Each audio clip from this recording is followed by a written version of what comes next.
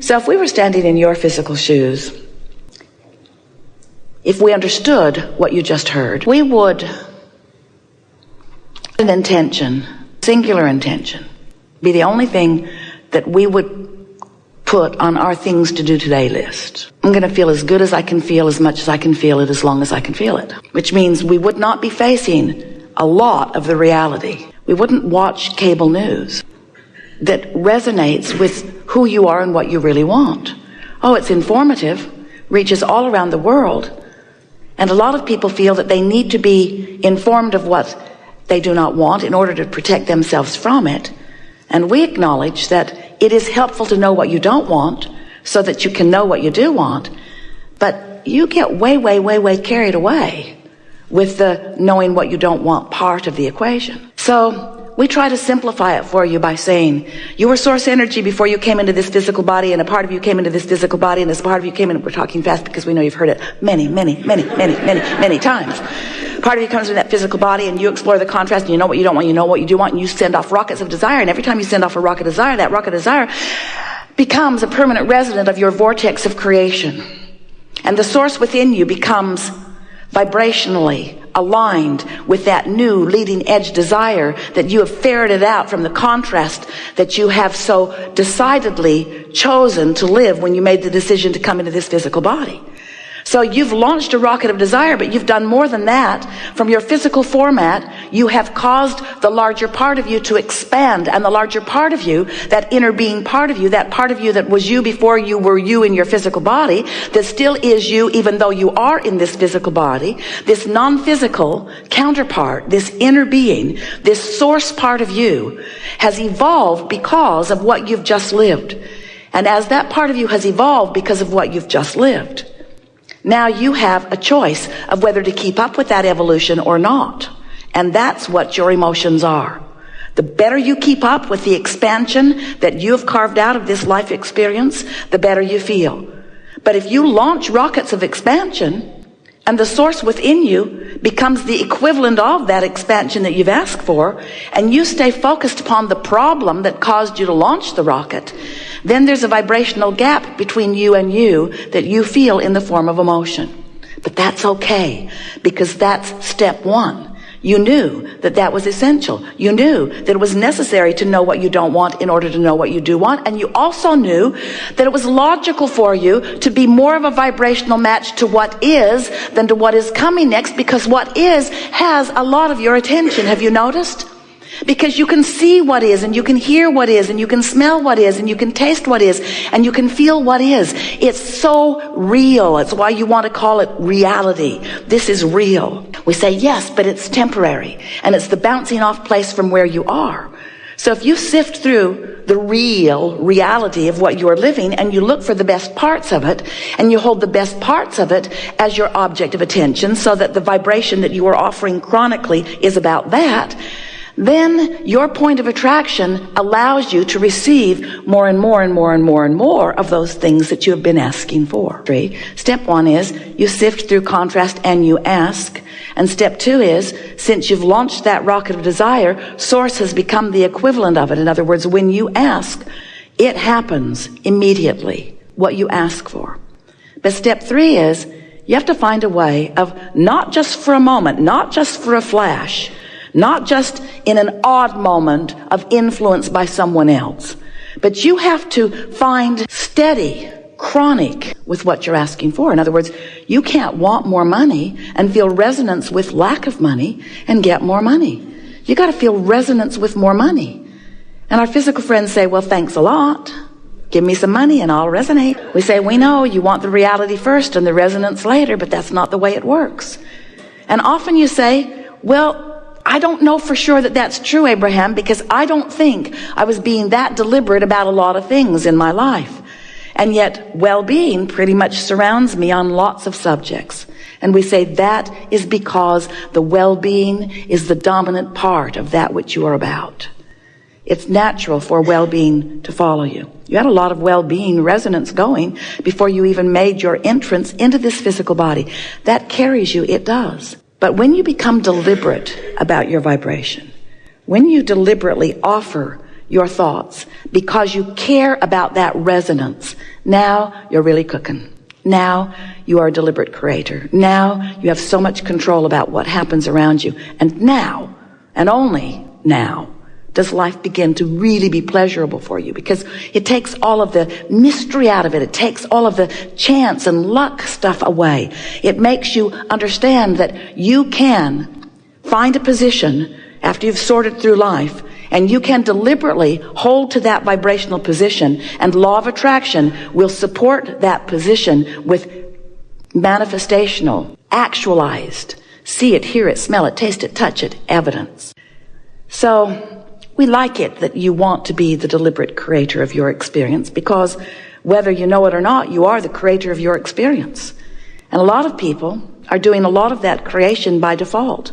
They're just offering vibrations all over the place, and law of attraction is responding to it, and they like some of it and they don't like some of it. But the point is, they talk about all of it. So as you're talking about wanted, that's good. But as you're talking about not wanted, not so good, because all of it practices a vibration. And sometimes without even meaning to, you practice a vibration that causes that step 3 part, that allowing part, not to happen. Oh, you want it. You want it so much. You want it so much, and Source has delivered it so fully, but you're not seeing it. You're not realizing it. It's not evidential to you yet, because you're vibrationally off signal. Esther and those back at the office in San Antonio had a really wonderful experience in the last couple of months, because there's a beautiful water feature there. It's man-made. The well pumps the water up to the headwaters, and then it flows down a beautiful stream with some falls and trickles into a big pond down at the bottom. And there's a filter that filters it and keeps the water clear and keeps the fish in the pond happy. But it wasn't filtering, and the pond was not clear, and the fish weren't happy. Something was wrong. And so the pool people came out, and they just assumed that there was something wrong with the filter, so they put a bigger, stronger one in, but it just worked harder and harder, and the pond was still not clearing. The pressure was building in this tank, way more than it should have been. Esther went into the pump house and didn't want to stay, because it felt to her that that pump was about to blow up, and she didn't want to be in there with it when it did. She could just feel the strain in its efforting to get the job done, but there was something that was keeping it from doing its job. So then it was discovered that filter was calling it in, filter was filtering it, and trying to put it back into the pond through some other pipes, but those pipes were completely clogged. Caliche had built up in them, very hard Texas soil. It becomes almost concrete-like. And so several men for several days with several different tools tried to clear out those pipes, chisel away, plumbers snake in them. It was obvious that that was not going to happen. And the pipes had enough twists and turns that it was reported to Esther, we are not going to make this happen this way. And so the idea seemed obvious. Well, we're going to need some more pipes putting the water back into the pond. And so they laid them on top of the ground. No point in burying them until you know your theory is correct, right? So they put the pipes on top of the ground, and now, the pressure tank is happy. The filter. Oh, what a sigh of relief it breathes as the water is now flowing back easily into the pond. Seems very simple, doesn't it? Water out, clean it up, put it back. Step 1, step 2, step 3. And so we are suggesting to you that you give up on trying to clean out your pipes, because there's a lot of gunk in there. And a lot of it's been there for a long time, and it's hardened. It's become immovable. But you could lay some new pipes. You could lay new plumbing. You could put new inlets. You could much more easily just establish some new ideas about some new things. And you'll discover on those new ideas that when you ask, it is given.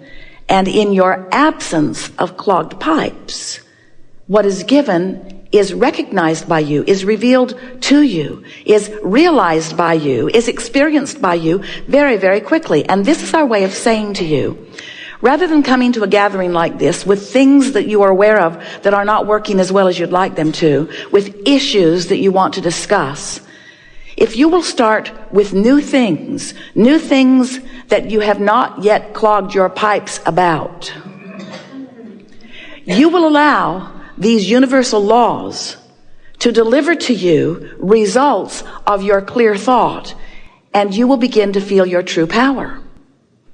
That's the only way that we know that our human friends, we love you so much, can begin to know their worthiness. Because when you ask and it feels like it isn't given, you stop feeling worthy. You start trying to explain why you're asking and not getting when it looks like that one's asking and getting and that one's asking and getting. And then you make up the most ridiculous explanations of why you're asking and not getting. I was bad in a past life. I wasn't born to the right people. I didn't follow my religion carefully enough. I'm being punished by God. I'm being cursed by. And all it is you clogged up your own pipes. That's all it is. You practiced thoughts, and you practiced them long enough that they became chronic thoughts or chronic beliefs. Beliefs are just thoughts that you keep thinking, vibrational patterning. So when you say, I want that, you also say, but it's not likely. I want that, but it won't come. I want that, but I've never had it. I want that, but I hardly know anybody that has it.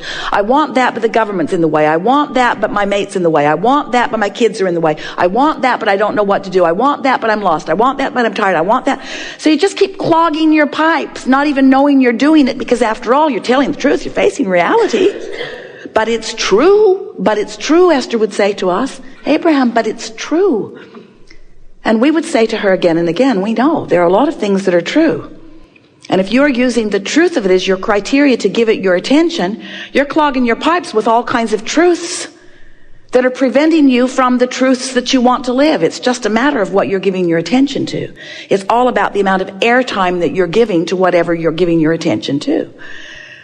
So when you want something and you talk about why you want it, or how it might feel when it comes, or how you believe that it could come even though it isn't here yet, that's not pipe clogging. That's laying new avenues for what you want to flow to you. But when you explain why you think things aren't working out for you, every word you speak puts a little more caliche in your pipe. And we don't care where you live. Puts a little bit more of that obstacle in your way. So we like that analogy. Like all analogies, there is no perfect analogy. But we want you to realize that you are the creator of your own reality, and that you get to choose what you are giving your attention to. And the more choices you make that feel good when you make them, the clearer your flow, and the more easy it is for you to be in the vibrational place to feel the inspiration so that what you want can begin to flow into your experience. You know how it works, that you ask, and it becomes a vibrational reality first. Our physical friends say, well, that's not very exciting to me. I don't want a vibrational reality. I want a real reality. I want one that I can experience with my physical senses and that others can observe as they look at me. And we say, well, then what you've got to do is figure out what you're doing with your point of attraction, because you put it into the vortex, and the vortex has been gathering all of the cooperative components for everything that you want and is delivering it back to you. But what's your point of attraction letting in? If you're asking for something that has a very high, good feeling vibrational frequency, and you're feeling very discouraged and depressed, then your pipes are clogged. Your point of attraction doesn't match your request. So this is the thing that we want to discuss with you today. Does your point of attraction match the request that you've got going on? Does your point of attraction right now, which means what you're focused upon, what you have been practicing, what your habit of vibrational output is, we've been calling it your grid. Is your vibrational grid a match to what you want, or is it a match to something else? And we can answer that question for you in most cases. Your grid doesn't match what you want, it matches what you've got. And the reason it matches what you've got is because you're talking about what you've got all the time. You're observing it and talking about it and debating it and discussing it with others and practicing the vibrational frequency of it, and then occasionally speaking about what you want, but this is what I've got.